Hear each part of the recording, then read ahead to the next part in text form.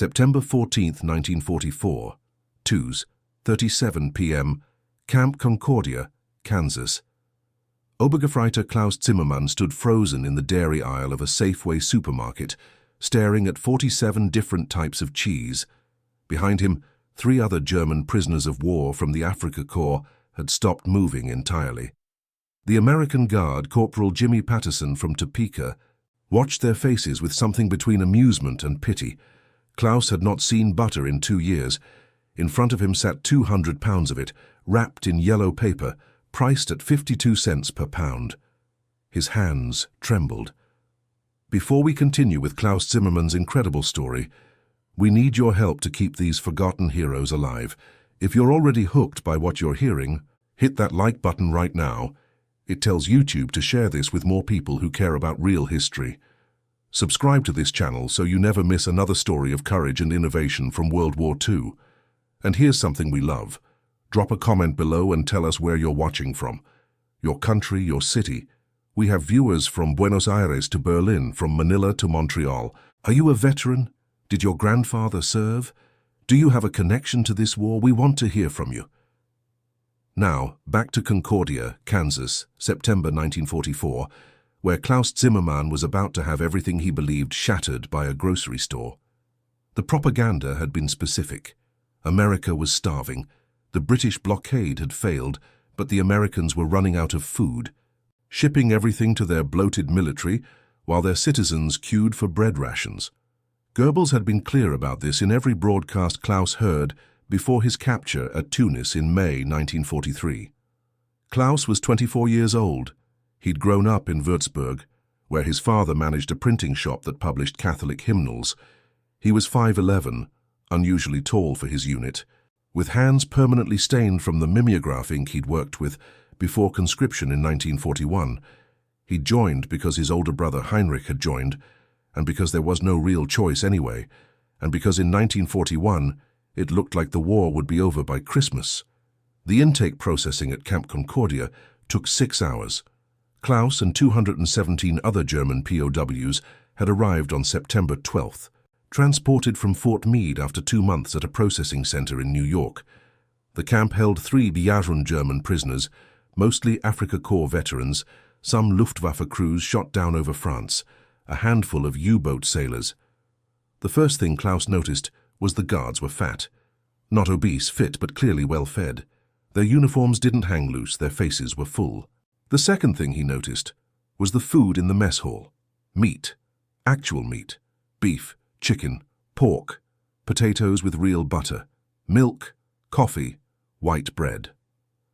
On his 3rd day, Klaus was assigned to a work detail picking tomatoes at the Campbell Farm, 14 miles northwest of camp. The work program was voluntary under the Geneva Convention, but 96% of prisoners volunteered because the alternative was sitting in a barbed wire rectangle doing nothing. The pay was 80 cents per day in camp scrip, usable at the canteen. Ernst Kohler worked next to Klaus in the tomato fields. Ernst was from Hamburg, captured in Tunisia the same week as Klaus. He was 22, had worked as a merchant marine before the war, talked constantly about a girl named Greta, who worked at a fish canning factory. He and Klaus shared a barracks bunk, played chess every evening with pieces Ernst carved from scrap wood.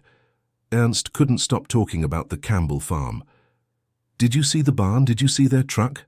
That farmer has 3 tractors. 3. My uncle had a 40-hectare farm outside Hamburg. 1 tractor from 1928. Broke down twice a year." But Ernst's obsession was the Campbell family's kitchen. Through the window, they weren't allowed inside the house. You could see the icebox, the electric stove, the radio on the counter. Mrs. Campbell had made sandwiches for the workers on the first day. White bread, ham thick as Klaus's thumb, real butter, lettuce, tomatoes. Ernst had eaten his sandwich in complete silence, tears running down his face. The letter from Ernst's mother arrived October 3rd. Hamburg had been bombed again. The fish cannery where Greta worked was gone. Greta was fine. She'd been sick that day, stayed home. But the entire block around the factory was flattened. 700 dead. No food coming into the city except potato flour and turnips. Ernst's little sister Hilda, 11 years old, weighed 38 kilos. Ernst read the letter out loud to Klaus sitting on their bunk, then folded it carefully and placed it under his pillow. He said nothing else that day. The supermarket trip happened because of a broken wrist. Corporal Patterson had caught his hand in a truck door, needed to go into Concordia for x-rays. His orders said he needed to process supply requisitions while in town. Camp regulations said German prisoners could be used for supply duty if supervised at a 4-to-1 ratio. Patterson picked Klaus, Ernst, and 2 others, Friedrich Weber from Munich and Otto Brandt from Cologne. The drive into Concordia took 23 minutes. Friedrich kept his face pressed to the truck window. Houses, real houses, painted with glass windows, curtains, flower gardens, cars in driveways, children riding bicycles, a dog, a fat dog, running across someone's lawn. Otto said what they were all thinking. Where are the ruins? There were no ruins, no bombed buildings, no rubble, no burnt-out blocks, nothing. Concordia, Kansas looked like a town from a postcard, like something from before the world caught fire. The Safeway was on Main Street next to Rexall Drugs. Patterson parked, told them they had 40 minutes to help load supplies. The camp had ordered flour, sugar, canned goods, coffee. The list was 3 pages long. What Klaus Zimmermann saw when he walked through those doors would haunt him for the rest of his life.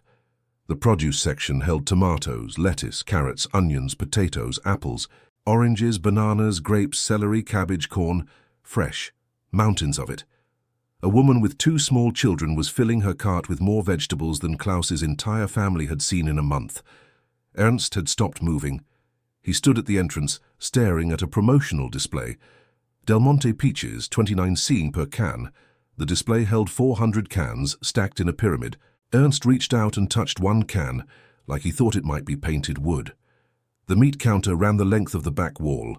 Beef, pork, chicken, lamb, ham. A butcher in a white apron stood behind the counter, smiling. A sign advertised T-bone steaks for 47 cents per pound. Klaus had not eaten steak since 1939. Friedrich Weber was crying.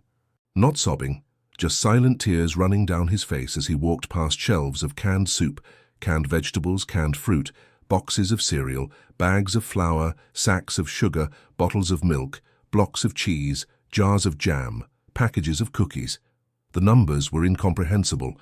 84 varieties of canned goods, 23 types of bread, 31 different cereals, 47 cheeses, 16 kinds of coffee. Shelves 40 feet long filled with nothing but breakfast foods. Otto Brandt picked up a can of Spam. He turned it over in his hands, reading the label. 12 ounces of pork, shoulder and ham, 37 cents. He looked at Patterson. This is available? Anyone can buy this? Patterson, his broken wrist in a fresh cast, nodded. Sure. You need ration stamps for some things. Meat, sugar, coffee. But yeah, pretty much. Ration stamps, Otto repeated. He was holding the Spam can like it was made of gold.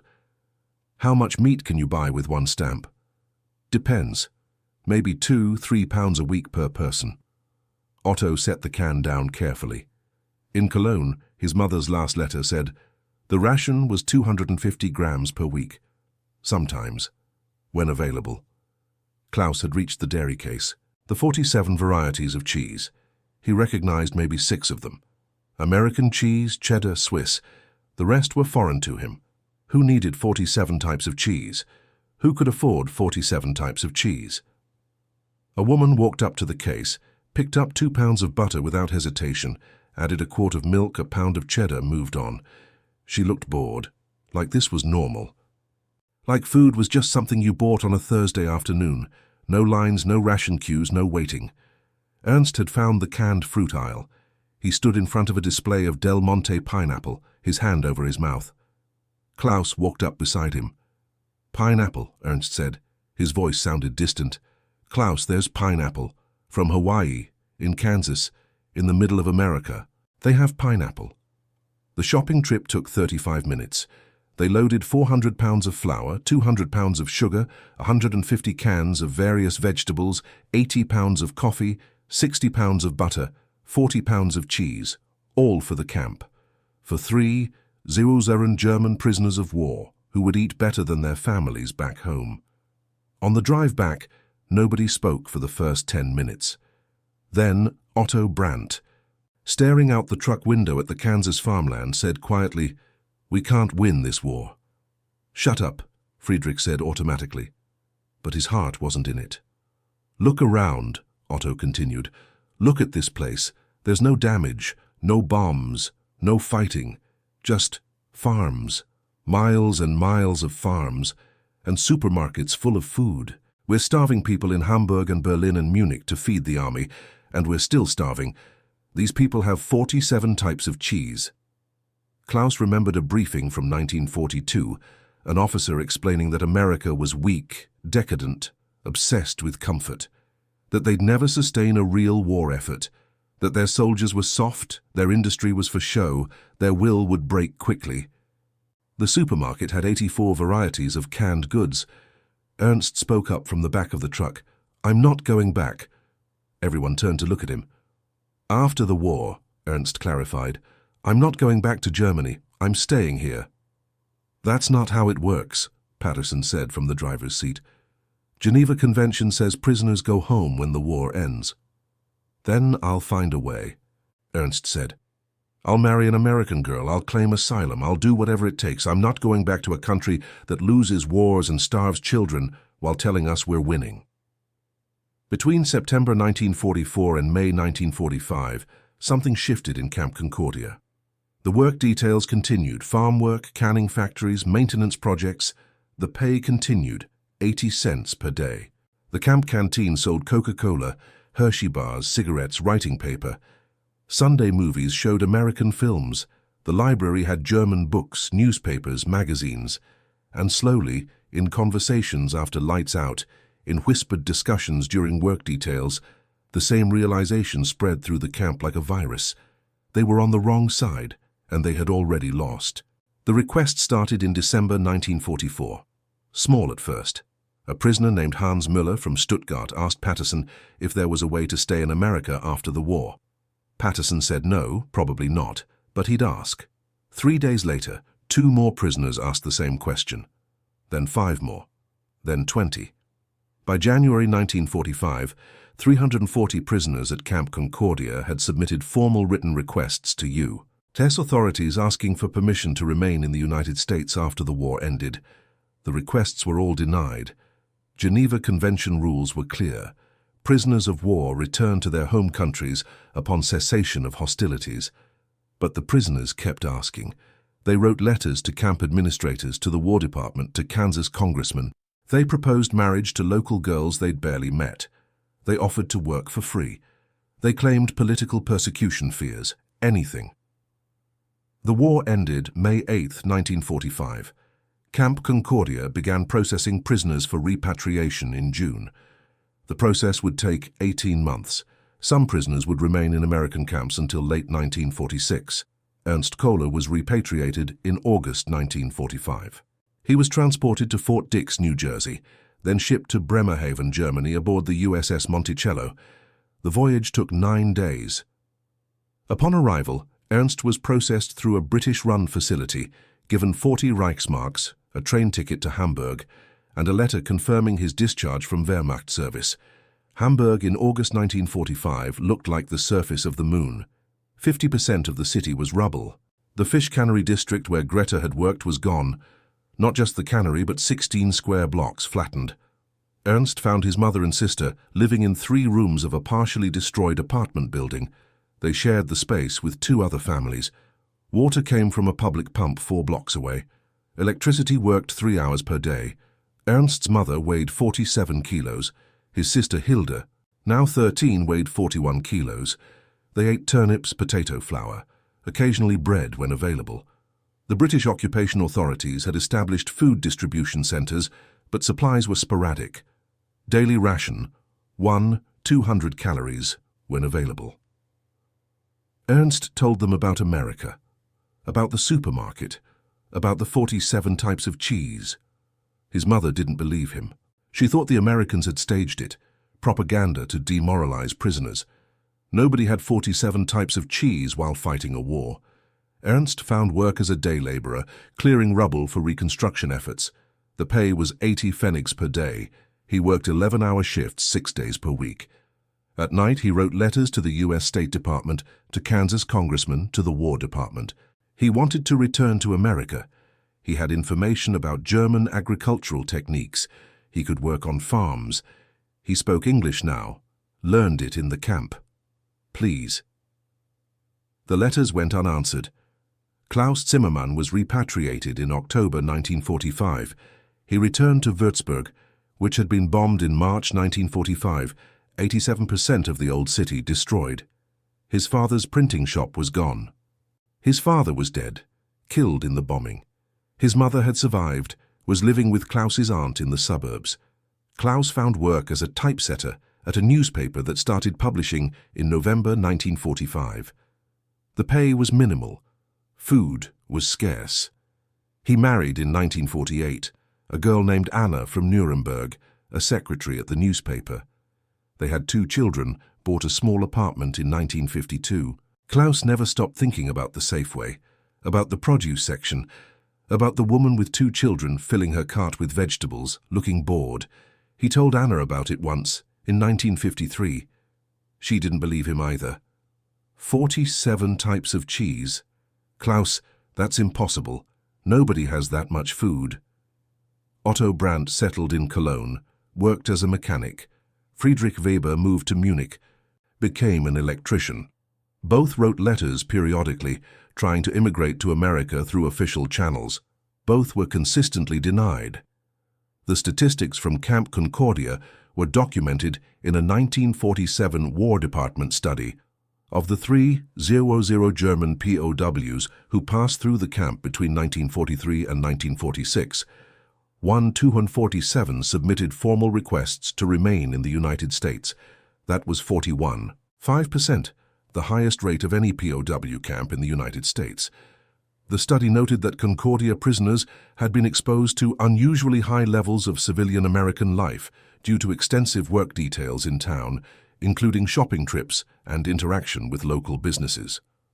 The recommendation: future POW camps should minimize prisoner contact with civilian populations to avoid demoralization and destabilization of repatriation processes. Ernst Kohler finally made it back to America in 1956. He'd spent 11 years applying, reapplying, appealing. The immigration quota for Germans was tight, but he'd found a sponsor, an American veteran who'd visited Hamburg on business, met Ernst through a work connection, believed his story about wanting to return. Ernst settled in Milwaukee, Wisconsin. He worked at a machine shop, saved money, bought a small house in 1961. He married an American woman named Dorothy, a nurse from Iowa. They had 3 children. In 1959, Ernst took Dorothy to a supermarket for the first time after she returned from visiting her family in Iowa. He stood in the produce section for 10 minutes just looking. Dorothy asked what was wrong. "Nothing," Ernst said. "I'm just remembering." He still counted the types of cheese every time he went shopping. In 1959, his local A&P had 63 varieties. By 1965, 78. The number kept growing. Klaus Zimmermann died in Würzburg in 1992, aged 72. His obituary in the local paper mentioned his work at the newspaper, his service in the Afrika Korps, his survival of the war. It said nothing about Kansas, nothing about a supermarket, nothing about the day he realized everything he'd been told was a lie. His daughter found letters in his desk after he died. Dozens of letters written to American immigration authorities between 1945 and 1951, all requesting permission to return to the United States, all denied. There's a small museum in Concordia, Kansas now, the Camp Concordia Historical Society, opened in 2005. It documents the POW camp, displays photographs, artifacts, prisoner artwork. One exhibit shows the work detail program, includes testimony from German prisoners about their experiences. In 2008, the museum located Ernst Kohler's family. Ernst had died in 1989, but his daughter Sarah was still in Milwaukee. She donated his letters, his camp documentation, his photographs. One photograph shows Ernst standing in front of a supermarket in Milwaukee, 1967. He's 46 years old, smiling, holding a shopping bag. The caption on the back, in Ernst's handwriting, "Still counting, 82 types now." The museum exhibit includes a section on prisoner repatriation requests, A wall displays 47 original letters, prisoners begging to stay. The letters are repetitive. They mention food. They mention supermarkets. They mention the abundance they saw that contradicted everything they'd been told about America. One letter, from a prisoner named Wilhelm Schneider, dated March 1945. I have seen America. Not the military America, but the real America. The farms, the towns, the stores. I cannot return to a country that lied to me about this. I cannot tell my children that poverty is victory. Please let me stay. The request was denied. If this story moved you, hit that like button. These forgotten moments of history, when propaganda collapsed in the face of 47 types of cheese, need to be remembered. Subscribe to this channel so you never miss another story of how ordinary people discovered truth in unexpected places. And comment below, what would you have done? If you'd been Klaus or Ernst, if you'd seen that abundance after years of being told America was starving, could you have gone home and believed your government again? We want to hear from you. The war ended with bullets and bombs and treaties, but for Klaus Zimmermann, it ended in a Safeway in Kansas, staring at butter he couldn't have imagined existed, realizing he'd fought for people who'd lied to him about everything that mattered.